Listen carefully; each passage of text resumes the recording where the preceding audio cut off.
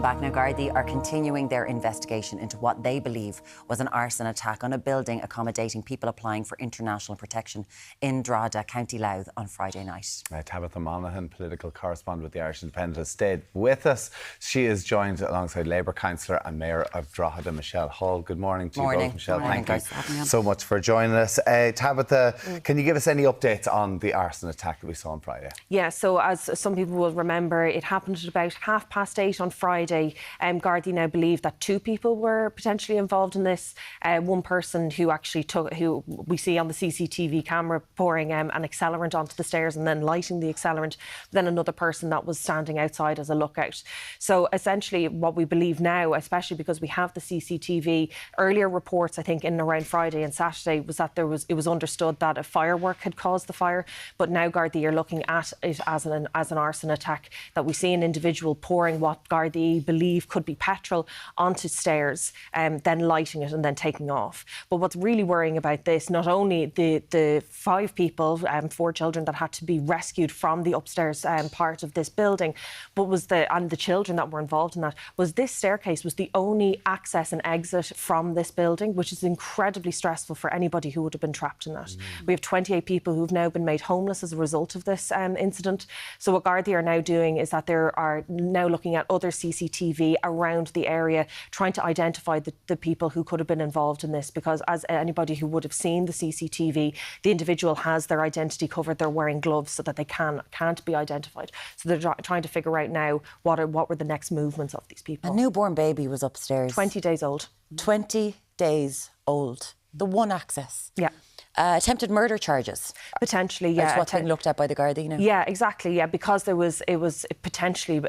They're trying to look whether or not it was planned, because I think the accelerant aspect of that. That's why they're looking at that. Endangerment could be another charge, and then arson as well is something else they're going to look for. But they are still searching for the people who took place. Michelle, what's the reaction been like from the people, the locals? Oh, people are so upset, as I am very upset. They're shocked and absolutely saddened to think that somebody would come in, intrude on these people's safety and the family, and as you say, light an accelerant. So they were looking to do the maximum amount of damage to these people. So I could be here today. Thankfully, I'm here to, in not tragic circumstances.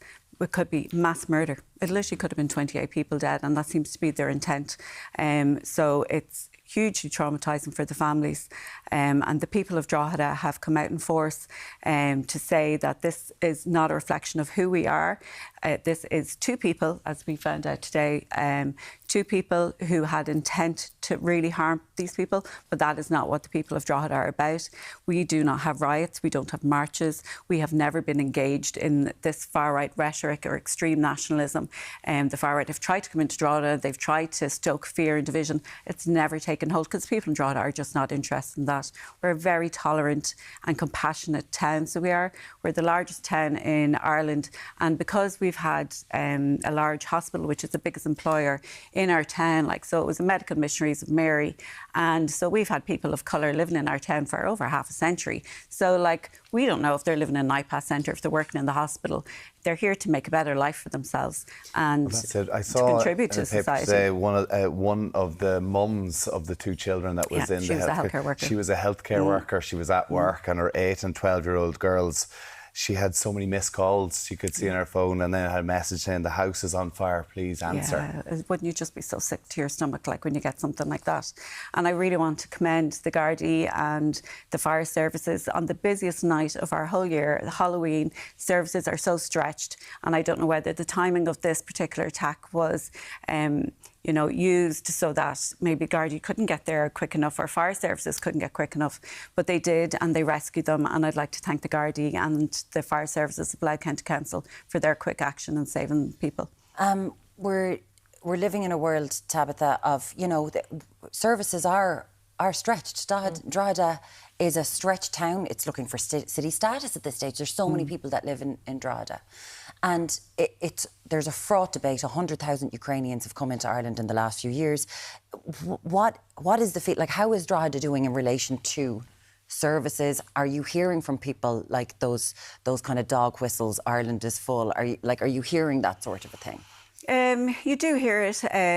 Obviously, people are angry and frustrated about the lack of services, but I think we're very, we're intelligent people in Drogheda. We're not going to conflate what has happened and a lack of investment in infrastructure with migrants coming into the country seeking asylum. Most people, I think, realise that most of them are here for genuine reasons and they're fleeing places of conflict. And, the world has changed so much in the last 5 years, and that these people are coming, like 1 in 8 people in the world are living in an area of conflict. But, if in Drogheda, there are places where there's severe deprivation, for example. But the reasons for deprivation is more to do with male unemployment, lack of third-level education, women, lone parents being at risk of extreme poverty. Those are the exact reasons. It's not conflated with people who are coming here seeking asylum.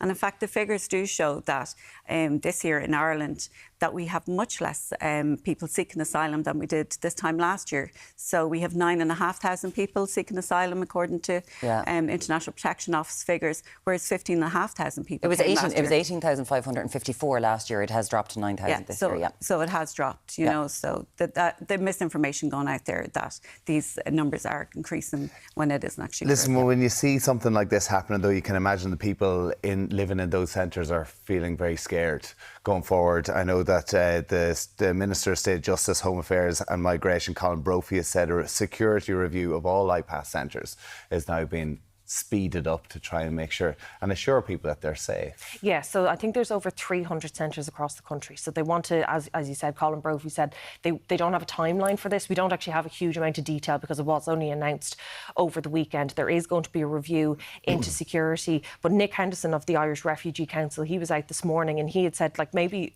this should have happened already, the security review into Ipas centres, especially because there's been a trend towards arson in relation to Ipas accommodation that we've seen over the last at least year, if not longer, and not necessarily when there's people actually living in the centre. It's accommodation that is potentially earmarked for accommodation. So I think, we do need to see a review. We need to see what there is that trend towards that and what kind of security is around these accommodation centres. Because this is an escalation. There was people in this centre that money had been put into to refurbish and bring it back. So they've done that, but there was people living there before it was always previous suspected places. Let's talk about the front of the paper today. The timing mightn't be the best, but it's saying asylum seekers working here will face a bill of up to €238 a week for a place to stay. Tabitha, this is in the Independent. Now, can you break this down for us, because it is about people who are already working? Yeah, so this was something that's actually in the programme for government. So they had flagged that this was something that they were going to be looking at, that those who are seeking international protection would contribute to their accommodation costs. So it isn't necessarily that they're going to be charged rent, and that there will be a contribution made. But as you said, it's for people who are working. That's the proposals that are being put forward at the moment. Now, that €238 is potentially the maximum amount of money that an individual would have to pay. So there will be a range. It could be between €15 and €238. Now, there are some concerns how this is going to be enforced, whether or not we have those mechanisms in place to be able to do that. Some of the reports are saying that there could, if people don't pay it, there could be debt collectors. So there's a number of things I think still need to be worked out, but this is something that the government are going to be looking at in terms of Cabinet Committee. But now, we know there is a housing shortage for everyone out there in Ireland, but there are 5,000 people who have been given the legal right to remain in Ireland. So they're not able to, they're not able to get the protection application or the application, whatever, for it.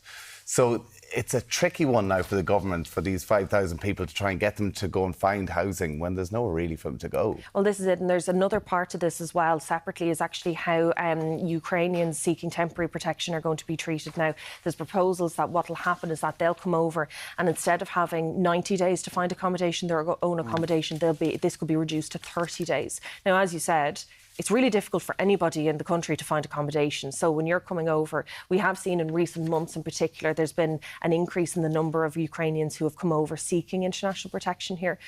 So reducing that from 90 days to 30 days is another way that the government are examining how to relieve the pressure on the international protection accommodation service. If you want to get in contact, it's 0896 111 111. Another story today, far-right protest planned for appeal case of man convicted for filming asylum seekers. This is outside the Courts of Criminal Justice on Friday is when it's going to be planned. The guards have full notice of that. Just very finally, Michelle, we throw words around and we talk about people and numbers and you know, Ipas and all this. They're humans at the centre of this. Oh, the absolutely. dehumanisation of people in relation to refugee status is like it's a 20-day-old baby. Yeah, so like there's a small minority that are pushing that really strong narrative, and people are being radicalised on social media, and there isn't enough regulation of those posts on YouTube, on Facebook, on Twitter, etc. So that narrative's taken hold, and unfortunately I find people who don't agree with it, they just don't feel that they can voice their opinion. It's very hard to get into an argument. It's very tiring to get into an argument, not an argument, but even explaining the actual facts as well. So I think we know in Drogheda the overwhelming feeling, though, is that these are people who deserve a safe place, they deserve dignity, and I think it's really important that the government ensure that everybody in Ipas Centre feels safe, because even people of colour in Drogheda and all across, so we don't know where they're living, like are they doctors in the hospital, but all those people, they don't feel safe because they're being targeted. So anybody of colour is being targeted. A number of those young kids as well, of course, they've had to move to temporary accommodation, have to go to school today with no uniform, and no I think, school like, bags I'm a as well. primary school teacher as well, and, you know, frontline services include our teachers, and they're there to support the families too. Michelle Hall, Mayor of Drogheda and Labour Councillor, thank you for joining us. And Tabitha Monaghan from the Irish Independent. Tabitha, as always, thank you for that. Thank you both so much.